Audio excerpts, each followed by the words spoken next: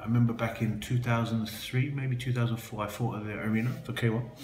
And at the time, Peter Arts stepped in or fought against Bob Sapp, if I remember rightly. He was commentating, and Bob Sapp pulled, Sam Shield couldn't fight.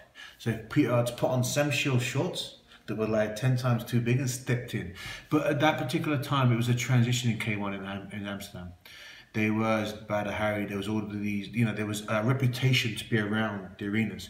They were struggling with trouble in the arena. They were looking for that clean-cut guy. And I remember then, it was the first time I ever met Rico.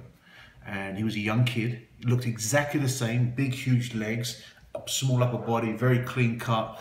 And they said, this is going to be the guy. This is going to be the future star. And I remember Lucian said, who's that guy? And Lucian said, oh no, he's a young kid, but he's going to be someone one day. He said, they're making him a champion.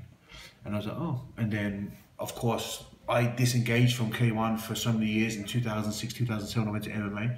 And then all of a sudden, boom, we could come through. And of course, he's been a champion. And that's what K1, in my opinion, it needed.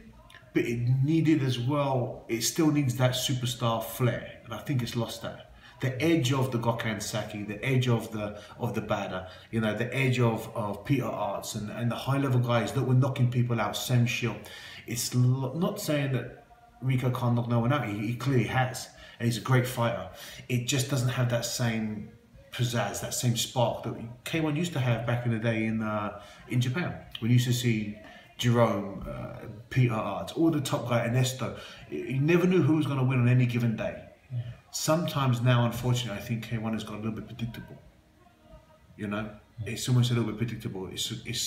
They've put the smaller heavyweights with the small heavyweights, the big heavyweights with the big heavyweights, and then now you're getting these freak show fights. Like Silva never had no business in there with Rico from the UFC, no business whatsoever. He never had a K1 or kickboxing fight in his life. And I think, I don't even think the Bada fight was a reputable fight because Bada wasn't ready for that fight.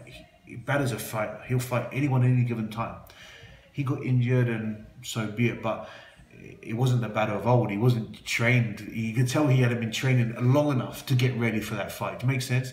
Like to me, when I watched it and seen Bada, and I know Bada personally as well, and I knew he wasn't physically prepared for that fight. It was a good time for him to fight Rico.